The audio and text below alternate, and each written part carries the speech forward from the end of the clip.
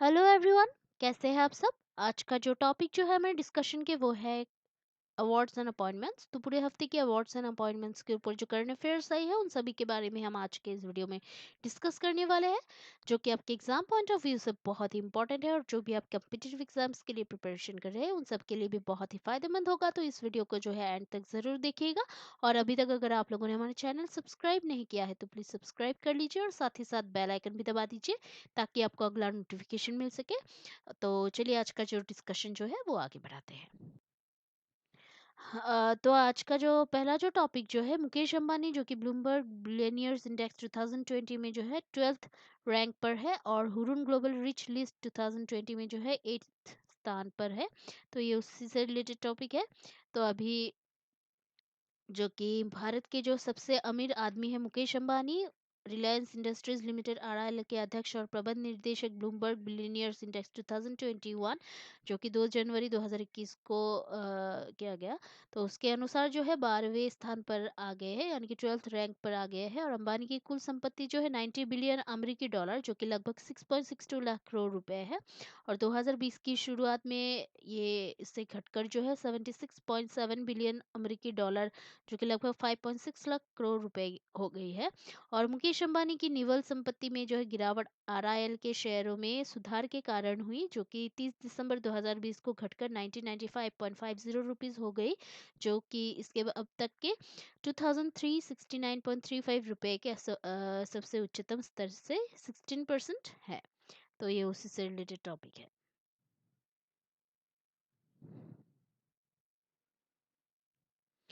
तो अभी नेक्स्ट जो और एक टॉपिक जो है, सुनीत शर्मा रेलवे बोर्ड के नए अध्यक्ष और सीईओ के रूप में नियुक्त किए गए हैं और विकी यादव की वो जगह लेंगे। तो 31 दिसंबर 2020 को मंत्रिमंडल की नियुक्ति समिति ने जो है रेल मंत्रालय के तहत रेलवे बोर्ड के नए अध्यक्ष और मुख्य कार्यकारी अधिकारी सीईओ के रूप में सुनीत शर्मा की नियुक्ति को मंजूरी दी है। उन्होंने वीके यादव की जगह ली है और पहले सुनीत शर्मा जो है वो उन्होंने पूर्व रेलवे के प्रबंधक के रूप में कार्य किया है और उन्हें जो है भारत सरकार के पदेन प्रमुख सचिव के रूप में भी नियुक्त किया गया है। तो ये उसी से रिलेटेड टॉपिक है। तो अभी नेक्स्ट जो टॉपिक जो है, सोमा मंडल सेल की पहली महिला चेयरपर्सन बनी है और अनिल कुमार चौधरी का पदभार संभालेंगी वो। तो ये उसी से रिलेटेड टॉपिक है। तो अभी 1 जनवरी 2021 को सोमा मंडल ने जो है Steel Authority of India Limited SAIL के अध्यक्ष के रूप में अपना कार्यभार संभाला है और वो जो है सेल की पहली महिला अध्यक्ष बनी है। वो अनिल कुमार चौधरी का स्थान लेती है जो कि 31 दिसंबर 2020 को रिटायर हुए थे। और इस नियुक्ति से जो है पहले सोमा मंडल सेल के निर्देशक वाणिज्यिक के रूप में सेवारत थी। तो ये उसी से रिलेटेड टॉपिक है। देन नेक्स्ट और एक जो टॉपिक जो है, यूजीसी ने जो है यूजी स्तर पर जो है सीईटी के लिए आरपी तिवारी द्वारा निर्देशित एक 7 सदस्यीय समिति का गठन किया है। तो 23 दिसंबर 2020 को विश्वविद्यालय अनुदान आयोग यूजीसी ने जो है केंद्रीय विश्वविद्यालयों में अगले शैक्षणिक वर्ष अगस्त से जो है स्नातक स्तर पर कॉमन एंट्रेंस टेस्ट यानी कि सीईटी आयोजित करने की व्यवहार्यता की समीक्षा करने के लिए 7 सदस्यीय समिति की स्थापना की है। और समिति का जो नेतृत्व जो है पंजाब के केंद्रीय विश्वविद्यालय के कुलपति राघवेंद्र यानी कि आरपी तिवारी कर रहे हैं। और पैनल का जो उद्देश्य जो एम जो है वो है प्रवेश के लिए जो है एक अकेला मंच प्रदान करना है। देन उसके बाद और एक जो टॉपिक जो है, भारतीय सेना एक नया मानवाधिकार सेल बना रही है, बनाया है भारतीय सेना ने और मेजर जनरल गौतम चौहान जो है वो प्रथम एडीजी बने मानवाधिकार के। तो ये उसी से रिलेटेड टॉपिक है। तो अभी भारतीय सेना ने जो है अपने मुख्यालय जो कि नई दिल्ली में है वहाँ पे एक नया मानव अधिकार सेल बनाया है और मेजर जनरल गौतम चौहान को जो है पहले अतिरिक्त महानिर्देशक एडीजी मानवाधिकार एचआर के रूप में नियुक्त किया गया है। और वो जो है भारतीय सेना के vice chief lieutenant general S के सैनी के अधीन काम करेंगे। और ये जो है पहली बार है कि भारतीय सेना ने जो है मानवाधिकार मुद्दे की जांच करने और सेना के ट्रैक रिकॉर्ड को बेहतर करने के लिए जो है सुझाव देने के लिए एक मेजर जनरल रैंक के अधिकारी को नियुक्त किया है। और ये नियुक्ति जो है भारतीय सेना मुख्यालय के चल रहे पुनर्गठन का हिस्सा है। तो ये उसी से रिलेटेड टॉपिक है।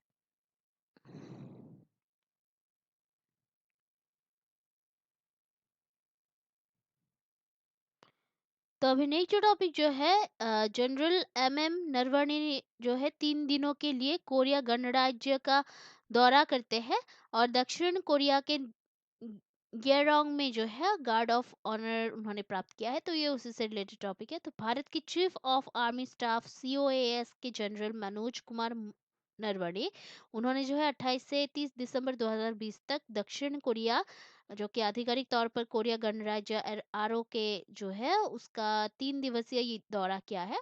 और कोरिया गणराज्य यानी कि कोरिया रिपब्लिक सेना आरओ के रोका के मुख्यालय दक्षिण कोरिया के ग्यारोंग में उन्होंने जो है अभी गार्ड ऑफ ऑनर का जो अवार्ड जो है वो प्राप्त किया है। गार्ड ऑफ ऑनर का जो है प्राप्त किया उन्होंने।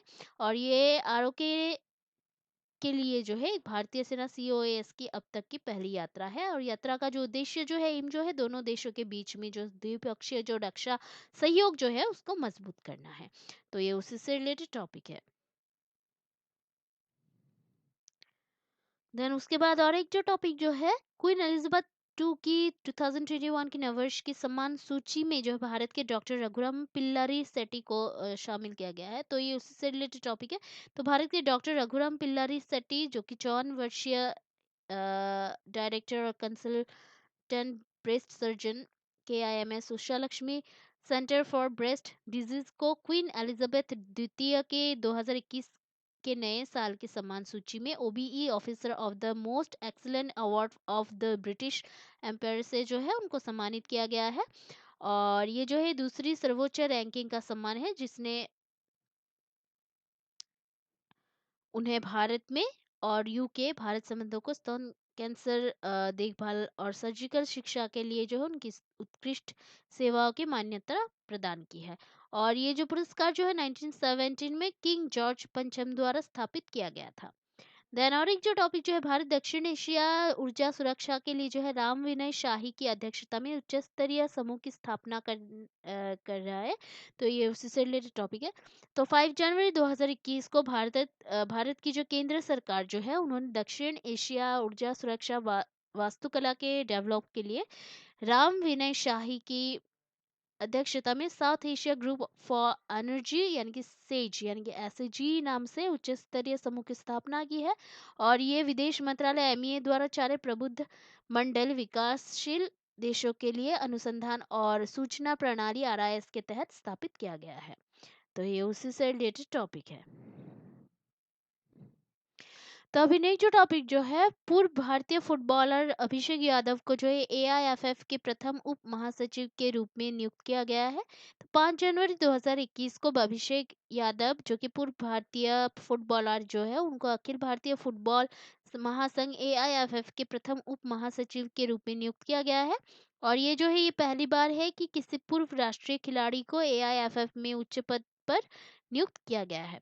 वो AIFF के सदस्य थे और जनवरी 2018 से राष्ट्रीय टीम के निर्देशक के रूप में कार्य कर रहे थे। या और ये याद किया जाना चाहिए कि AIFF ने जो है अपनी पदानुक्रम में एक नया उप महासचिव पद बनाने का फैसला किया है। तो ये उसी से रिलेटेड टॉपिक है। देन अभी और एक जो टॉपिक जो है, फास्टिन आर्कन्स टुएड्रा दूसरे कार्यकाल के लिए जो है मध्य अफ्रीकी गणराज्य के राष्ट्रपति के रूप में पुनः चुने गए हैं। फास्टिन आर्कन्स टुएड्रा जो कि उनको जो है 53.9% वोट पहले दौर में पूर्ण बहुमत हासिल करने के बाद जो है मध्य अफ्रीकी गणराज्य के राष्ट्रपति के रूप में फिर से चुना गया है। और ये जो है ये देश के राष्ट्रपति के रूप में उनका दूसरा कार्यकाल है। वो यूनाइटेड हॉर्स मूवमेंट से संबंधित है जिसका नेतृत्व जो है उनके द्वारा किया जाता है। और राष्ट्रपति चुनाव जो है 27 दिसंबर 2020 को हुआ था वहाँ के। तो ये उसी से रिलेटेड टॉपिक है। মানে নিজৰে গা চা ঠিক নহয়।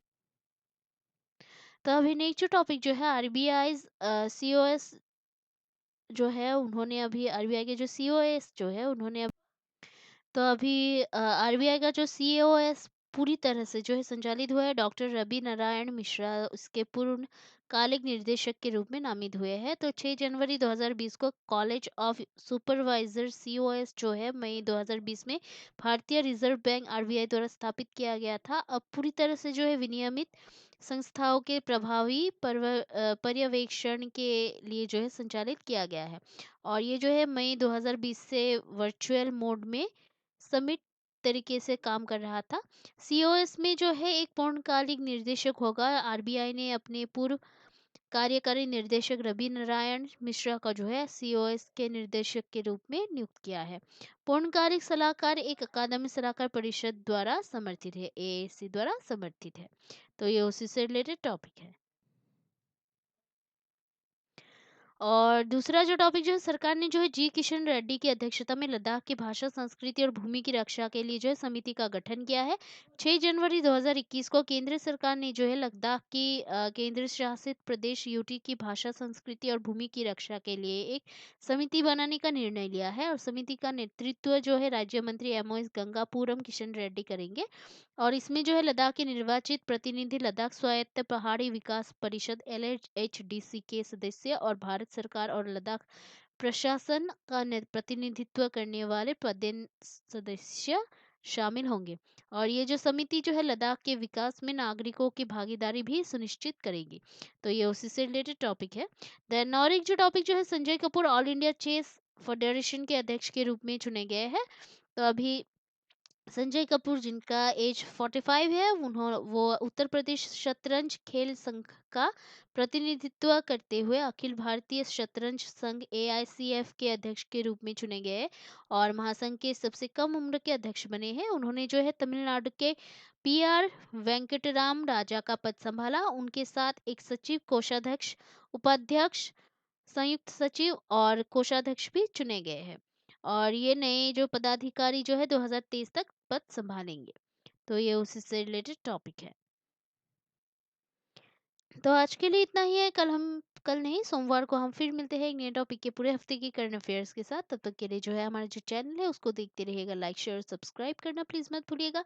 कोई अगर सुझाव हो तो कमेंट करना प्लीज मत भूलिएगा, क्योंकि आपका जो सपोर्ट है वो हमें बहुत ही मोटिवेट करता है हार्ड वर्क करने के लिए।